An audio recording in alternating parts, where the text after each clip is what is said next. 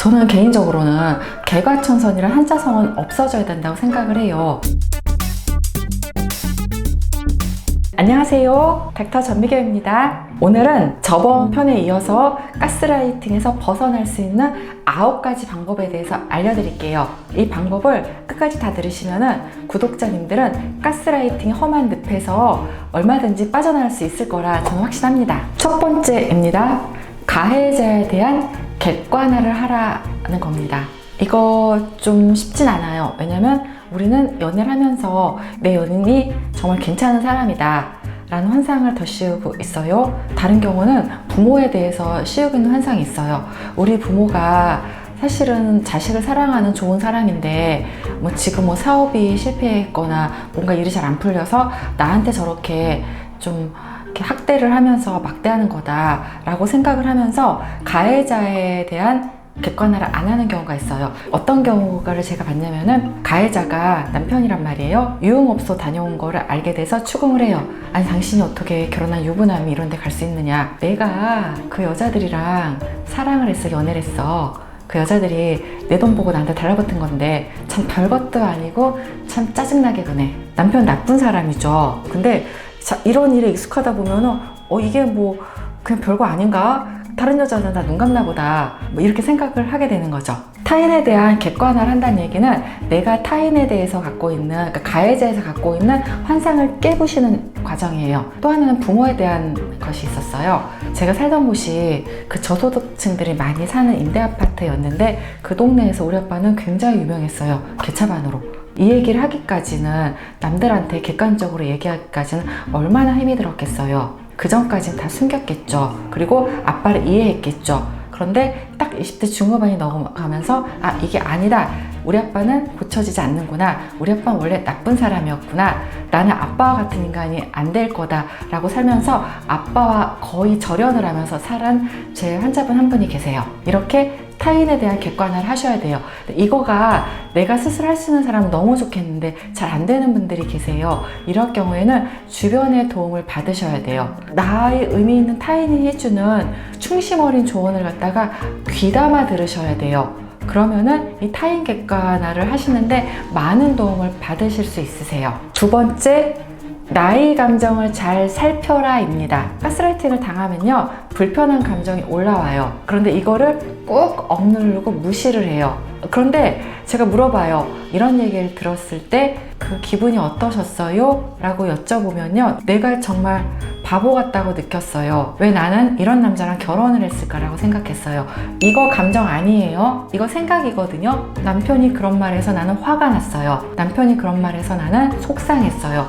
이게 감정이에요. 그런데 감정을 안 느끼려면 우리는 이성을 발동을 시켜서 설명이란 걸 하게 돼요. 그래서 내 속상하고 우울하고 화가 나고 이건 꾹꾹 눌러버리고 이성의 컨셉 확 작동을 해버려서 그냥 나한테 팍 심어버리는 거예요. 이거 되게 하는 실수예요.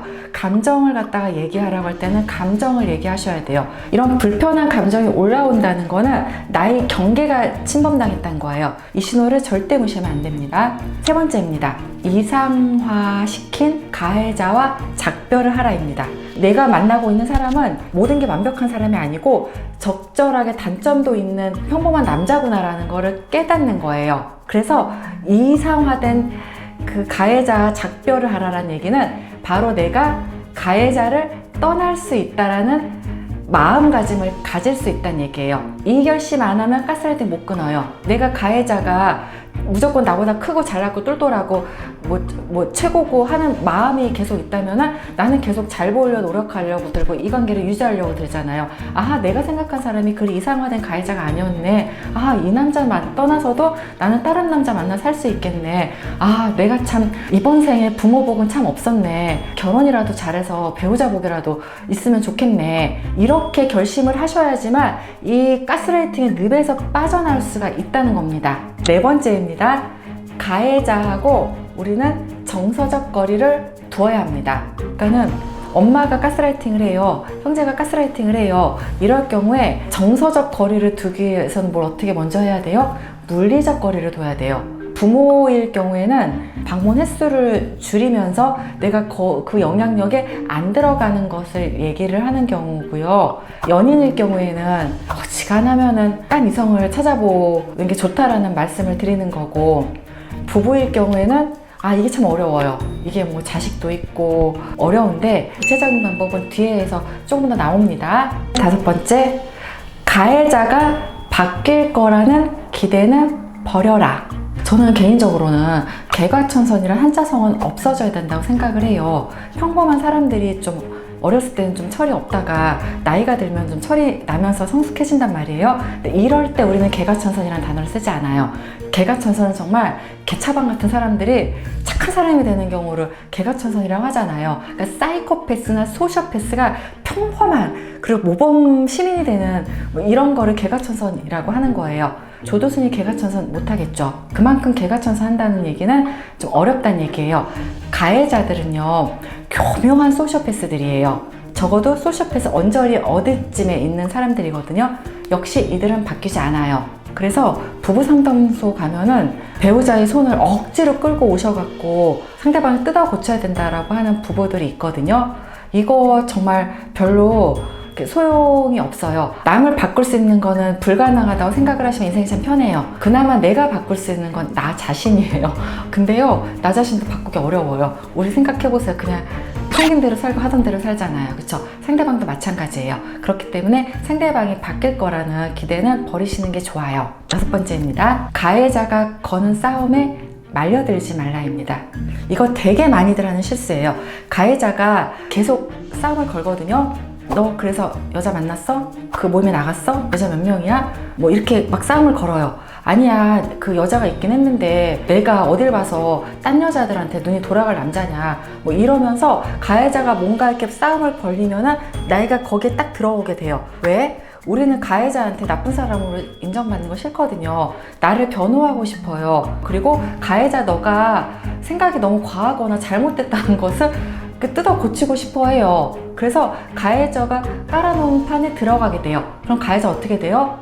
내 말이 안 통하네? 어떻게? 처음에 이만한 폭탄을 던졌다가 이만한 폭탄을 또 던지게 되죠. 가해자는 무조건 너는 잘못됐고 내가 옳다는 말을 하는 거예요. 피해자가 어떤 말을 하더라도 이 생각이 바뀌지 않아요. 사실은 이 6번째 솔루션을 여러분들이 듣고 실천을 하시면은 이 영상을 보신 의미가 충분히 있다고 생각을 해요. 제가 신공 하나 알려드릴게요. 너는 그렇구나 신공입니다. 판을 깔면서 싸움을 걸어온단 말이에요.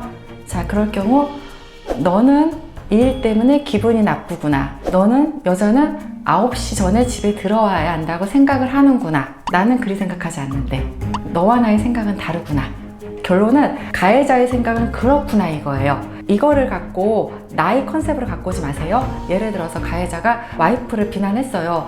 자기는 어떻게 이렇게 센스도 없고 요리 준비한 거 보면 둔하고 다른 여자들은 이태리니 프랑스 요리도 잘해내는데 너는 뭐 살림하면서 뭘 했냐, 이런 얘기를 들으면은 나는 못났구나, 살림 있쯤 하면은 이태리 요리 정도는 뭐 능숙하게 해내야 되는구나, 이렇게 생각하시면 안 되는 거예요. 남편은 나를 둔하고 센스가 없다고 생각하는구나예요. 자, 그럼 여기서 내가 정말 둔하고 센스가 없어요? 모르죠. 안 그럴 가능성이 많아요. 그리고 또 설사 내가 좀 다소 둔하고 센스가 없다 칩시다. 물론 저도 요리에 대해서 다소 둔하고 센스가 없어요. 그렇다고 해서 우리 남편이 나한테 나를 모욕감을 주고 경멸하는 말을 해도 된다는 아니지 않아요? 그렇기 때문에 우리는 나의 그 셀프 컨셉, 나의 자기 개념을 훼손시키는 말을 듣고 있을 이유가 없는 거예요. 그냥 너는 그렇구나 라는 거예요. 너는 그렇구나는 얘기를 다 끊어버리는 얘기거든요.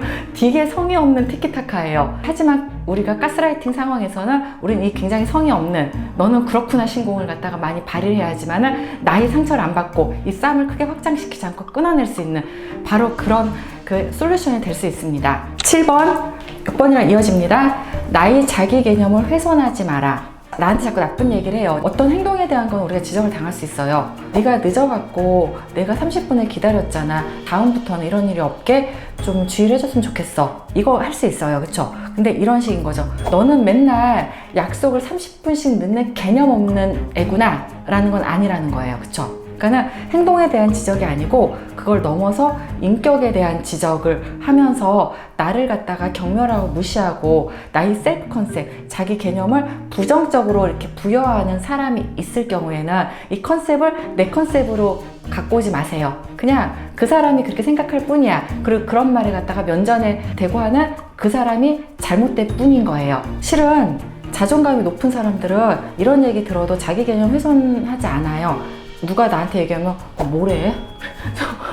어쩌죠? 왜 저래? 그러면서 이렇게 툭 치고 말지 내 개념의 그 뿌리가 탄탄하기 때문에 이걸 훼손시키지 않거든요. 자존감이 낮은 사람들은 남이 말에 마구 흔들리는데 특히나 절대적인 진리로 연인의 말을 갖다 맹신을 한단 말이에요. 그래서 결론은 셀프 컨셉을 부정적으로 훼손시키는 사람들, 가스라이팅하는 가해자들의 말을 고지고대로 들으시면 안 됩니다. 8번입니다. 나에 대한 판단, 행동, 생각, 결정들을 갖다가 가해자한테 오롯이 넘기지 마세요. 이것도 연애 초반에는 좀 아리까리할 때가 있어요. A 회사에 지원할까, B 회사에 지원을 할까, 공부를 더 하러 대학원에 갈까, 이거 서로도 의논하잖아요. 근데 이게 어느 순간에 가스라이팅 상황에서는 그 가해자의 뜻대로 모든 게 다 조절이 되는 거예요. 그냥 가해자가 대학원 가래요. 그럼 대학원 가는 거예요. 나는 이 집이 좀 옛날 아파트여서 돈을 좀 더 모아서 새 아파트를 사고 싶은데 가해자가 무조건 그 옛날 아파트를 사야 된다. 그러면은 옛날 아파트를 사야 되고, 그러니까 그냥 스물스물 나의 그 판단은 없어지고 모든 결정이 가해자의 판단에 맡겨버리게 돼요. 그러면 내 인생은 없어지게 되고 가해자의 뜻에 의한 인생만 펼쳐지게 되는 거죠. 그러니까는 가해자가 운행하는 배에 가해자가 돛을 올려 그럼 돛 올리고 단 내려 그럼 단 내리고 이런 모양새가 되면서 나는 내 삶을 살아가게 되는 거예요.